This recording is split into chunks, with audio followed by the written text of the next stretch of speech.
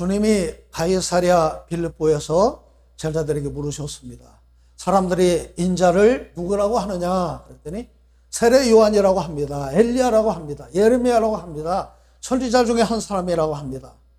자, 그러면 너희는 나를 누구라고 하느냐 그랬더니 그때 베드로가 유명한 신앙의 고백을 한 것이 마태복음 16장에 기록이 되어 있습니다. 주는 그리스도시요 살아계신 하나님의 아들이시니이다. 주님은 이 고백을 너무나 기뻐하셨습니다. 그래서 바요나 시모나 내가 복이 있도다. 그를 축복하시면서 너는 베드로라. 내가 이 반석 위에 내 교회를 세우리니 음부의 권세가 이기지 못하리라. 내가 천국 열쇠를 내게 주노니 내가 땅에서 무엇이든지 매면 하늘에서도 매일 것이고 내가 땅에서 무엇이든지 풀면 하늘에서도 풀리리라. 그러면서 이 고백이 있은 후에 주님은 자신이 당할 십자가 죽음과 고난을 말씀을 하셨습니다. 우리 21절 말씀을 함께 읽겠습니다.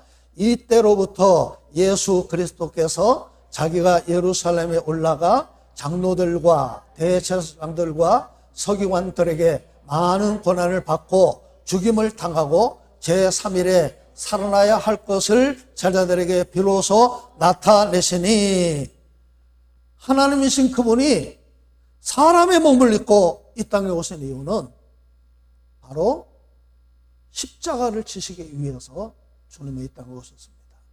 예루살렘에 올라가 많은 고난을 받고 죽임을 당하고 제3일 만에 살아나야 할 것이다. 여기 동사 4개가 있는데 영어 성경에는 다 must라고 되어 있습니다. 반드시 해야만 하는 일이라는 거예요. 메시아로서의 사역은 해도 되고 안 해도 되는 것이 아니라 그분이 반드시 해야만 되는 그런 사역이라고 하는 겁니다. 그래서 구원은 십자가를 통해서 이루어집니다. 그 일을 위해서 주님은 예루살렘에 올라가셔야만 합니다. 다른 장소는 안 돼요. 반드시 성경에 기록된 예언대로 그는 예루살렘에 올라가셔서 그 고난을 다 받으셔야 돼요.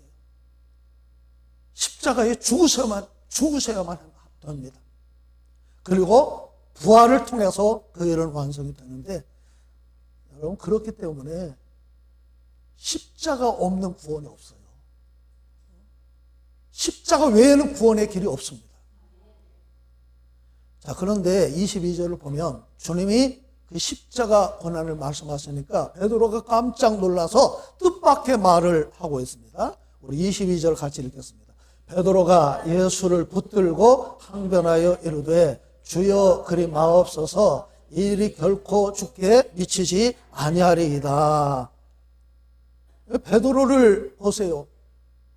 베드로가 깜짝 놀라서 예수를 붙들고 그 다음에 뭐 했어요? 항변했다. 이 붙들었다고 하는 것은 강압적으로 예수님을 제지를 한 거예요. 붙잡은 거예요.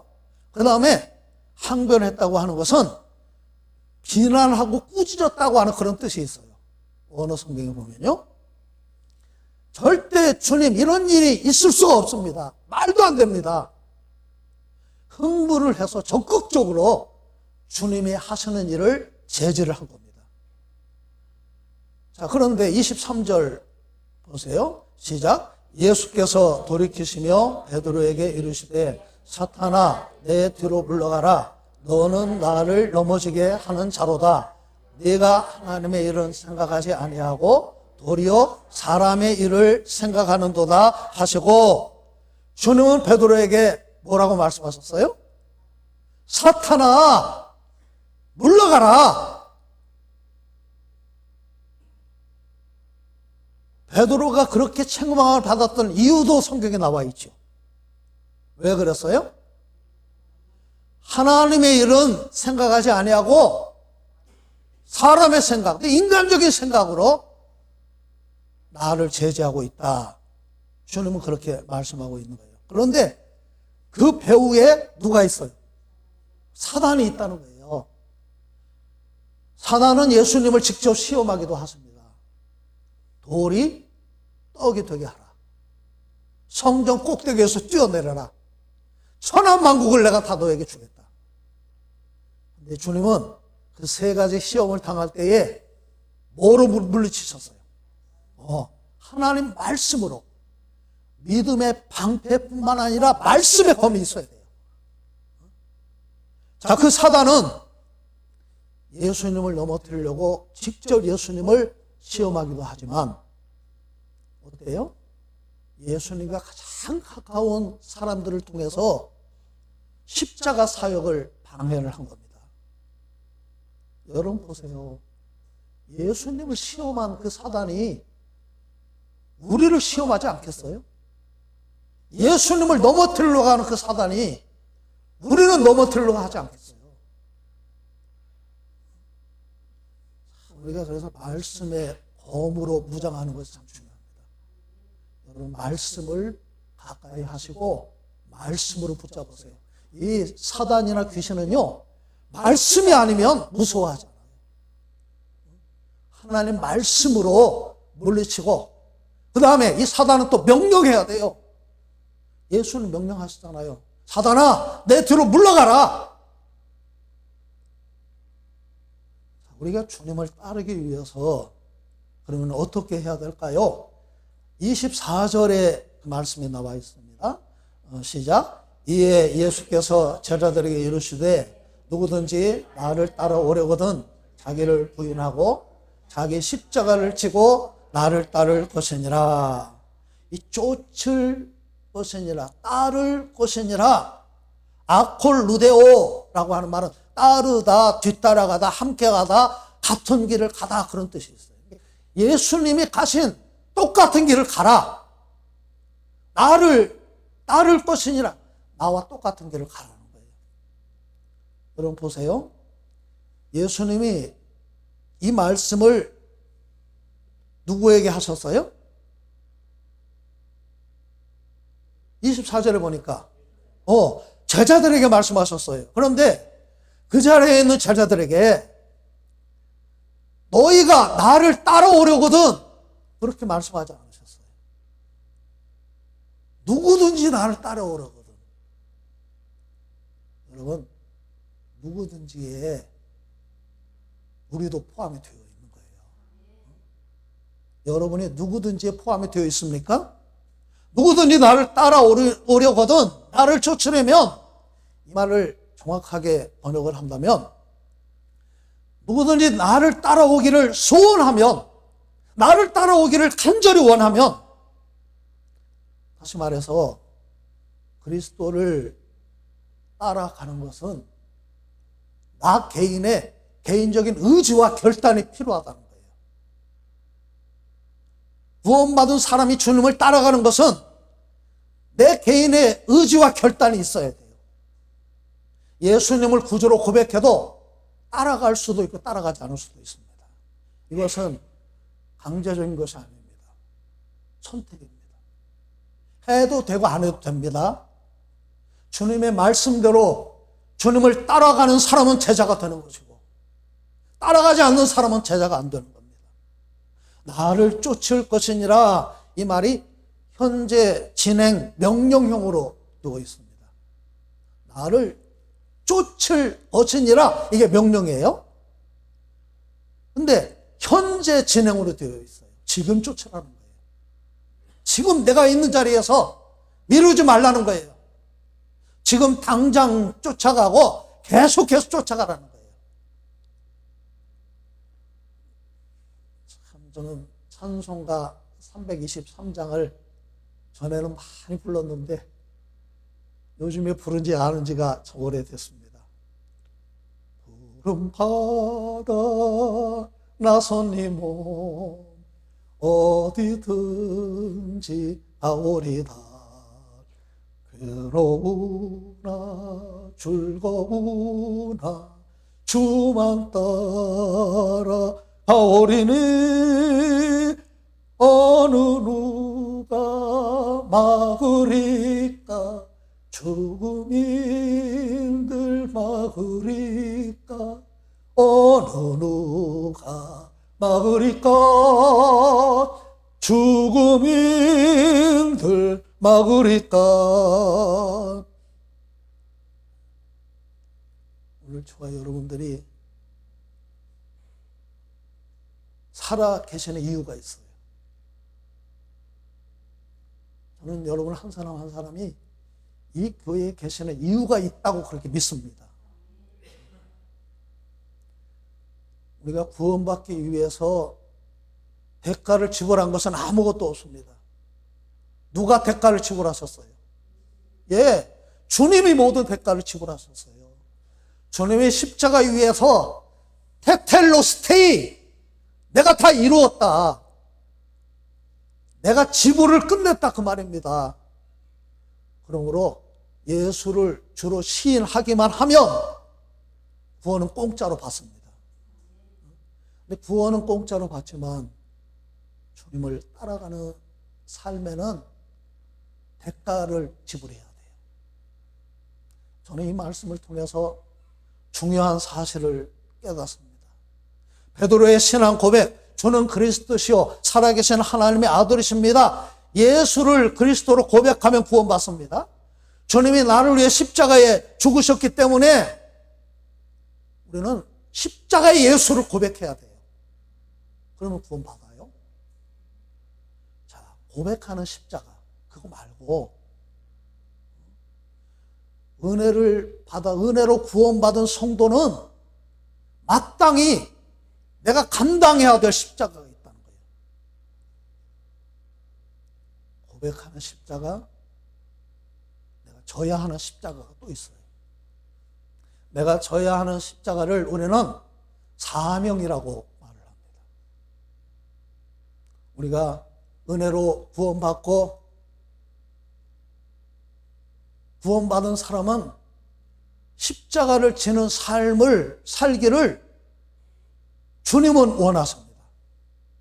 왜냐하면 제자는 십자가를 지는 사람이기 때문에 그렇습니다. 자, 그러면 우리가 어떻게 주님을 따라가는 제자가 될 수 있을까요? 24절에는 나를 따를 것이니라 그러면서 주님을 따라가는 전제 조건 두 가지를 말씀을 하고 있습니다. 첫째, 자기를 뭐하라고 그랬어요? 부인하라 그랬어요.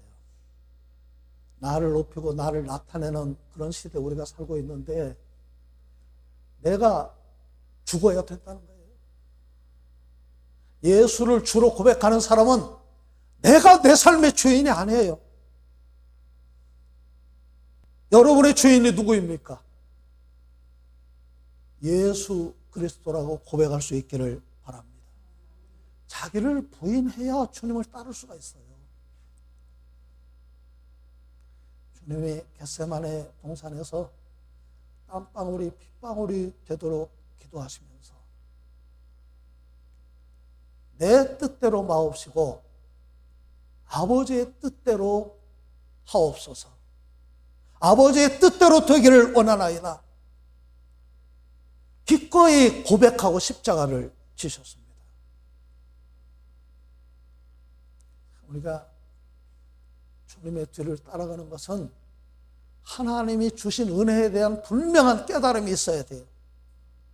고린도전서 15장 10절, 그러나 나의 나된 것은 하나님의 은혜로 된 것이니 내게 주신 그의 은혜가 헛되지 아니하여 내가 모든 사도보다 더 많이 수고하였으나 내가 아니요 오직 나와 함께 하신 하나님의 은혜로라. 아멘.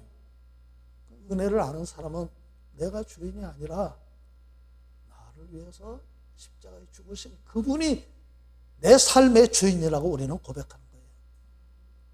로마 시대에는 가이사를 주라고 고백을 했습니다. 그러나 그 당시 모든 사람이 가이사를 주라고 다 고백을 했지만 그리스도인들은 가이사는 주가 아니라고 고백을 했어요. 누가 주라고 고백을 했어요? 예수님이 나의 주인이라고 고백을 한 거예요. 그래서 원형 경기장에 던져져서 사자의 밥이 되기도 하고 순교를 당하기도 했습니다. 일사후퇴 때 여러분 그런 얘기 들어보셨어요? 갓난아이를 안고 피난을 가다가 얼어 죽은 어머니 이야기 여러분 들어보셨어요?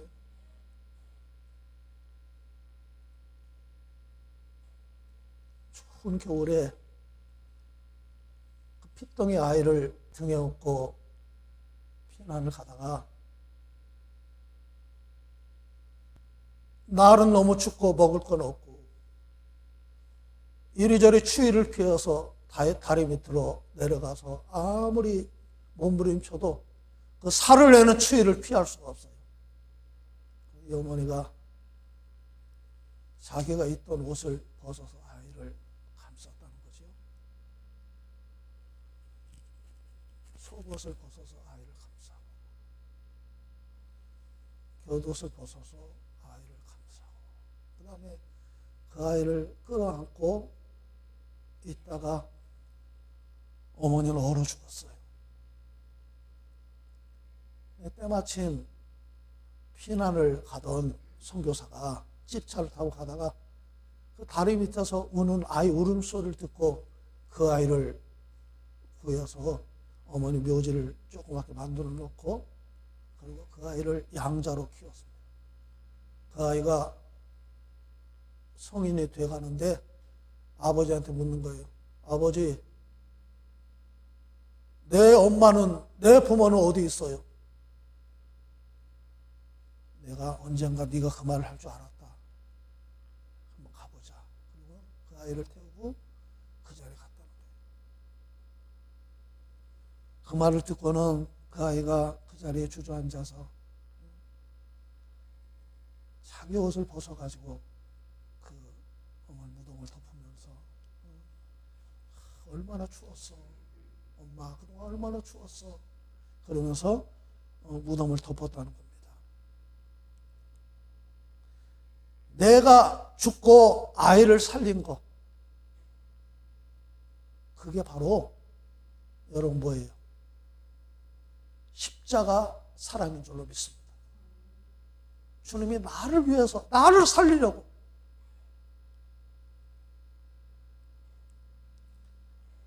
우리가 그 은혜를 입은 사람들이에요. 마태복음 4장 19절에 보니까 주님이 공생애를 시작하시면서 제자들을 부르시는데 나를 따라오너라 베드로 안드레에게 말씀하셨는데 베드로가 그 말씀에 순종해서 그물을 버려두고 예수님을 따라갑니다. 21절에 보니까 요한과 야고보를 또 부르시는데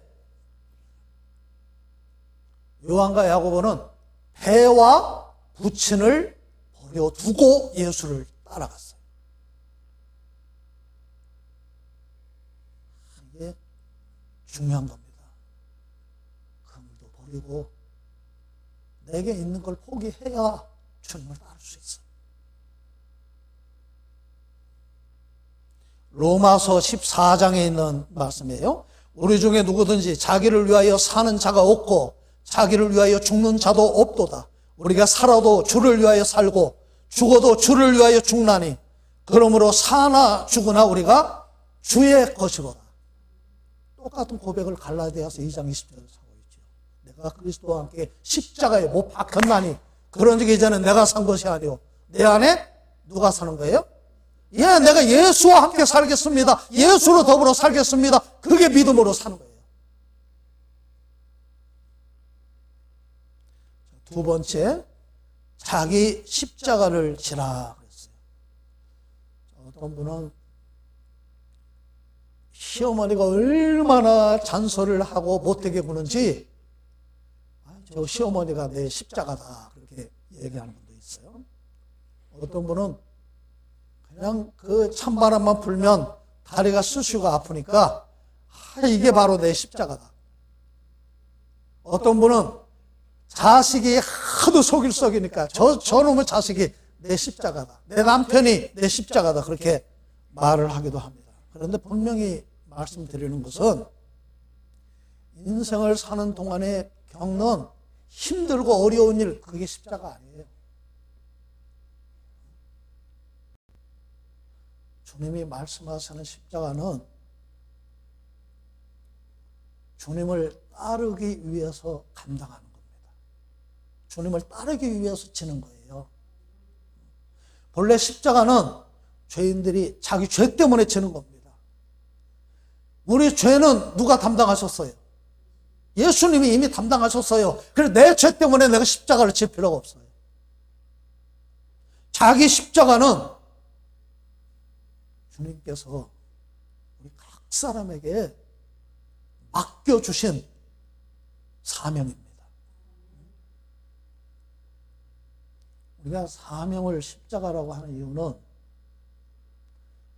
여기 보니까 그 24절에도 그렇게 말씀했죠. 자기 십자가를 뭐하고?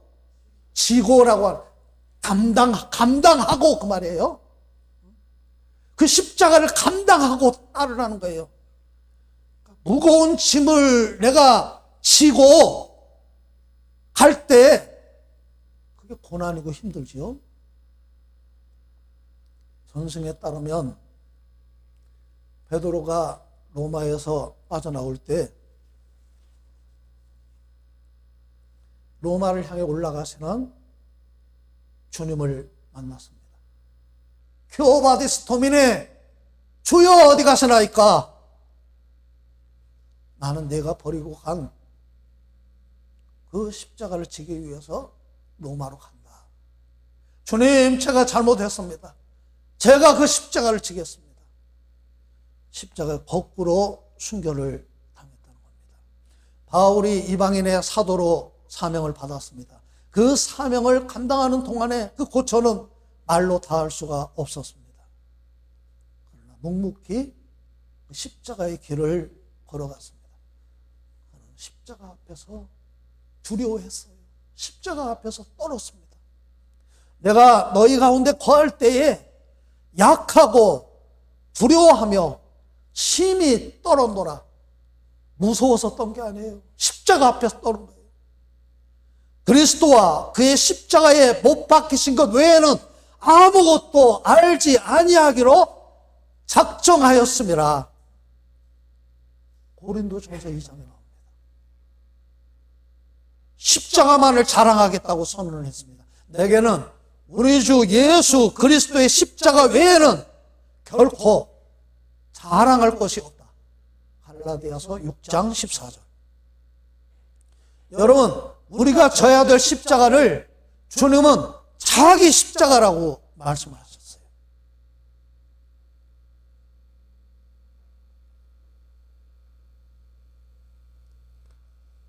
골로새서 1장 24절을 보니까 바울은 이런 고백을 했습니다. 이제 너희를 위하여 받는 괴로움을 기뻐하고 그리스도의 남은 고난을 그의 몸된 교회를 위하여 내 육체에 채우노라. 사도행전 20장 24절. 나의 달려갈 길과 주 예수께 받은 사명, 곧 하나님의 은혜의 복음 증거하는 일을 마치려 하면은 나의 생명을 조금도 귀한 것으로 여기지 아니하노라. 아멘. 토마스 아켄포스가 유명한 책을 썼죠. 그리스도를 본받아라고 하는 그런 책에 나오는 내용입니다. 그리스도인은 십자가에서 도망칠 수 없다. 십자가를 피한다면 이미 그리스도를 따르는 자가 아니다. 내가 밖으로 도망쳐도 거기 십자가가 있고 안으로 숨어도 거기 십자가를 볼 것이다. 위로 올라가도 십자가가 기다리고 밑으로 파고들어도 십자가가 거기 있을 것이다.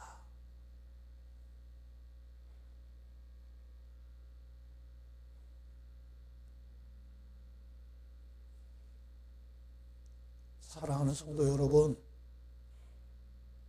여러분 한 사람 한 사람 다 하나님이 맡겨주신 사명이 있는 줄로 믿습니다. 목사가 은퇴해도 생명이 붙어있는 동안 사명은 끝나지 않는 거예요. 주님 앞에 살고자 할 때, 주님을 위해서 살고자 할 때 왜 할 일이 없겠어요? 해도 그만이고 안 해도 그만인 것 같지만 절대로 그렇지 않습니다. 사명은 그리스도인이 살아야 할 이유예요. 이유. 심부름 사자, 보낼 사자, 목숨 명자. 목숨을 걸고 감당해야 되는 그런 일입니다. 오늘 우리가 진심으로 예수님이 어떤 분인가를 고백할 수 있어야 됩니다. 대속의 십자가, 그걸 내가 붙잡아야 돼. 그 다음에 예수님을 쫓아가는 삶을 사는데 거기에는 내가 져야 되는 자기 십자가가 있어요. 끝까지 부활의 주님을 따라가는 이 자리에 계시는 여러분 모두가 되시기를 주님의 이름으로 축복합니다.